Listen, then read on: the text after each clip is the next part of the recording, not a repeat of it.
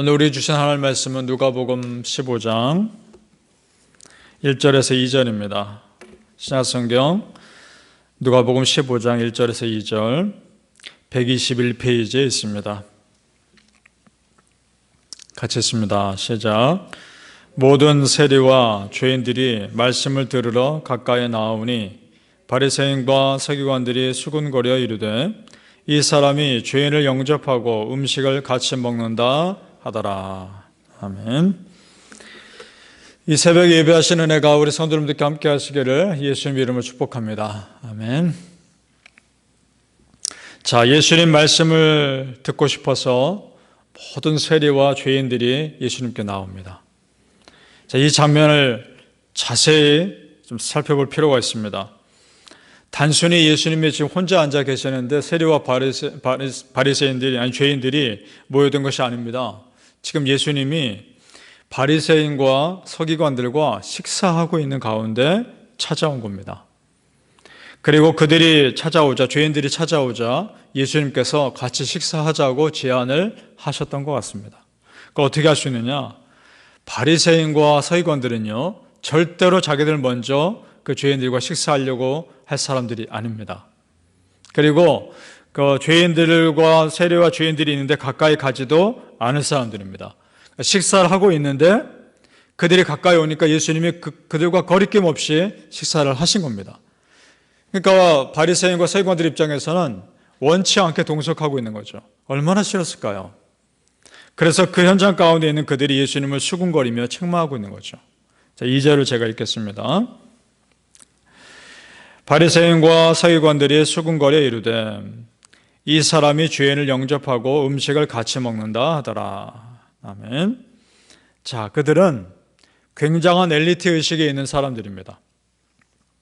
자기 스스로 의인이라고 여기며 죄인들을 철저히 멀리하고 무시하는 사람들이었습니다.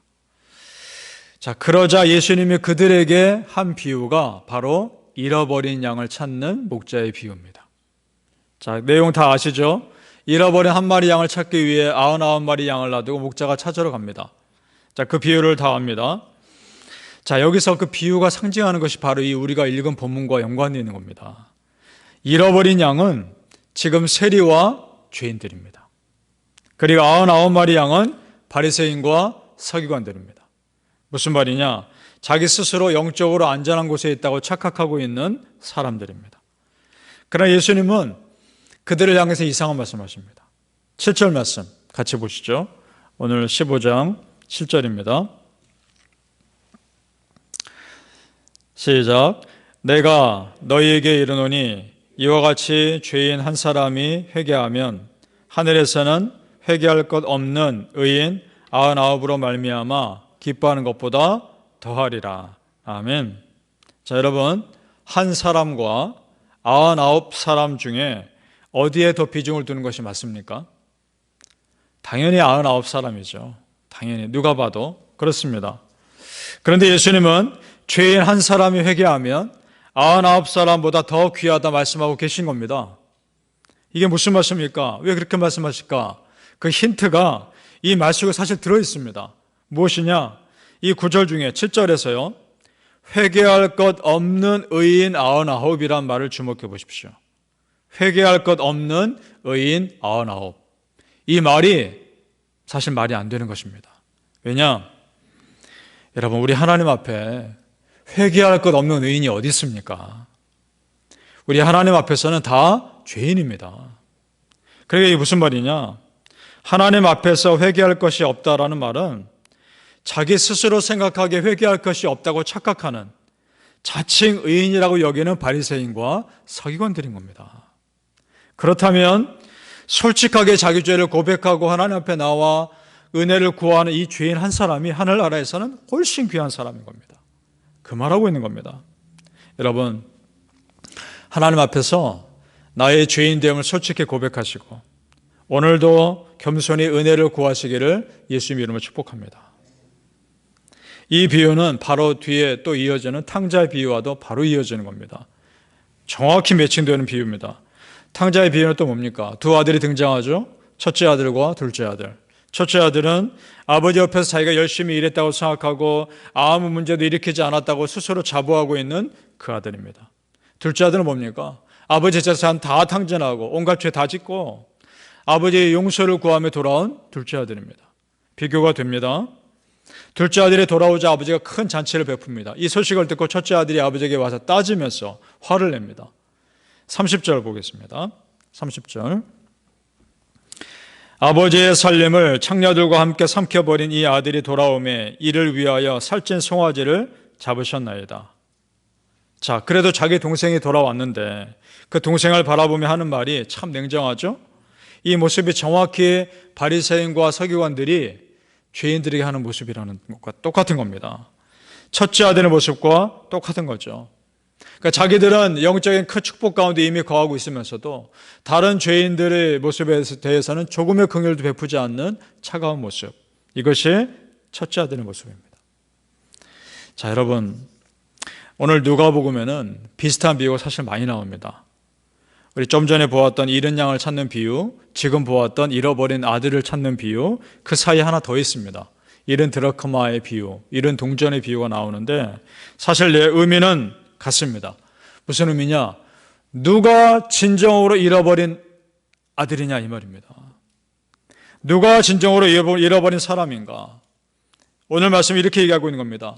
회개하고 예수님께 나와 은혜를 구하는 세리와 죄인들이 잃어버린 사람들이 아니라 자신들이 의인이라고 착각하고 다른 사람을 정죄하고 있는 바리새인과 서기관들이 잃어버린 아들이라는 겁니다. 우리도 마찬가지일 수 있습니다. 여러분, 무슨 말이냐? 회개할 것이 없다고 착각하는 의인의 자리에서 내려와야 합니다. 그리고 회개할 것이 있는 겸손한 죄인의 자리로 내려오셔야 합니다. 첫째 아들의 자리에서 둘째 아들의 자리로 내려오셔야 합니다. 우리는 첫째 아들이 아닙니다. 둘째 아들입니다. 교회 밖에 세상 문화 쫓아다니는 사람들만 잃어버린 아들이요 딸이 아니라 교회 안에서도 내가 의인이라 착각하고 다른 사람 정죄하는 사람 자리에 있다면 내가 잃어버린 아들이요 딸인 것입니다. 이런 바울의 고백을 보고 우리가 배웠으면 좋겠습니다. 디모데전서 1장 15절에 이렇게 말씀합니다. mit보다 모든 사람이 받을 만한 이 말이요 그리스도 예수께서 죄인을 구원하시려고 세상에 임하셨다 하였도다. 죄인 중에 내가 괴순이라. 아멘. 철저한 자기 인식에서 진실한 신앙이 출발하는 것입니다. 믿습니까? 사랑하는 성도님들, 내가 죄인입니다 라고 오늘도 겸손히 고백하시고 잃어버린 자에서 다시 찾은 자의 삶을 사시기를 예수님의 이름으로 축복합니다. 아멘. 오늘 비유 말씀들에 세 가지 비유가 있다고 말씀드렸죠. 공통점이 있습니다. 어떤 공통점이냐? 다시 찾은 주인들이 잔치를 베풀더라는 겁니다. 똑같이. 자, 6절을 보십시오, 여러분. 6절을 제가 읽습니다.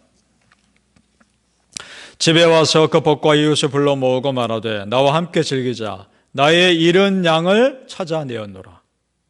그 다음 9절을 보십시오. 9절. 또 찾아낸즉 벗과 이웃을 불러 모으고 말하되 나와 함께 즐기자. 잃은 드라크마를 찾아내었노라. 다음 23절과 24절입니다. 그 아버지가 하는 말이죠. 그리고 살진 송아지를 끌어다가 잡으라. 우리가 먹고 즐기자. 이 내 아들은 죽었다가 다시 살아났으며 내가 잃었다가 다시 얻었노라 하니 그들이 즐거워하더라. 아멘. 어떻습니까? 똑같지 않습니까? 자, 여러분 생각해 보세요. 잃은 양과 잃은 동전보다 잔치 베푸는 것이 훨씬 비용이 더 많이 듭니다. 그렇지 않습니까? 그리고 잃어버린 아들은 이미 많은 돈을 탕진한 사람입니다. 그 아들을 위해 또 잔치를 베푼 겁니다. 그런데 여러분, 그 이런 것들을 찾은 주인들의 입장에서는 하나도 아깝지 않은 겁니다. 이것이 우리 아버지 마음입니다. 이 비유들이 주는 메시지가 있죠. 하나님의 구원은 세상 계산법으로 이해되지 않습니다. 하나님의 구원은 오직 은혜인 것입니다. 믿습니까? 그리고 그 은혜의 절정이 바로 예수님의 십자가입니다. 오직 우리를 구원하시기 위한 무조건적인 사랑인 겁니다. 그리고 잃어버린 것을 찾았을 때 기쁨으로 잔치를 베푸는 그 주인의 마음이 우리 아버지 하나님의 마음인 줄 믿으시기 바랍니다. 하나님의 공동체는 은혜로 움직이는 공동체입니다. 그래서 믿어주고 품어주고 다시 기회 주는 그러한 공동체가 되어야 하는 줄로 믿습니다. 그래야 이른 자들이 소망을 얻을 거 아닙니까? 여기서 이른 자리에 앉아있는 자들에게 정말 필요한 것은, 그럼 그 이른 자리에 앉는 자리에 있는 사람들이 무엇을 해야 하느냐? 다른 거 없습니다. 돌이키면 되는 겁니다. 하나님께 돌아가면 되는 겁니다. 요엘 2장 12절 13절입니다. 요엘서 2장 12절 13절에 여호와의 말씀에 너희는 이제라도 금식하고 울며 애통하고 마음을 다하여 내게로 돌아오라. 너희는 옷을 찢지 말고 마음을 찢고 너희 하나님 여호와께로 돌아올지어다. 아멘. 우리가 잘못하면 언제라도 돌아갈 수 있는 아버지의 품이 있다는 것을 믿으시길 바랍니다. 그리고 그 품어주시는 아버지 하나님이 계신다는 것이 우리에게 은혜인 줄로 믿으시기 바랍니다. 사랑하는 성도님들, 우리도 잃어버린 다른 누군가를 품어줄 때 그런 은혜와 사랑이 우리 안에 또한 흘러 넘칠 수 있기를 예수님 이름으로 축복합니다. 아멘. 기도하겠습니다. 아버지 하나님 감사합니다. 잃어버린 아들의 자리에서 다시 찾은 아들의 자리로 돌아오게 하여 주옵소서. 첫째 아들의 자리에서 둘째 아들의 자리로 내려오게 하여 주옵소서. 내가 의인이다 생각하는 그 사람 바리새인과 서기관의 자리에서 나는 죄인입니다 라고 여기며 예수님께 겸손히 나오는 세리와 그 죄인들의 자리로 나아가게 하여 주옵소서. 하나님 앞에 의인은 아무도 없습니다. 우리는 그저 다 하나님 앞에 죄인됨을 고백합니다. 아버지, 오늘도 우리를 용서하여 주시고 그 은혜 앞에 우리의 죄를 다 씻어 주시옵소서.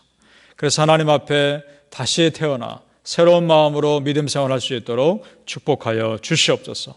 감사하며 예수님 이름으로 기도합니다. 아멘.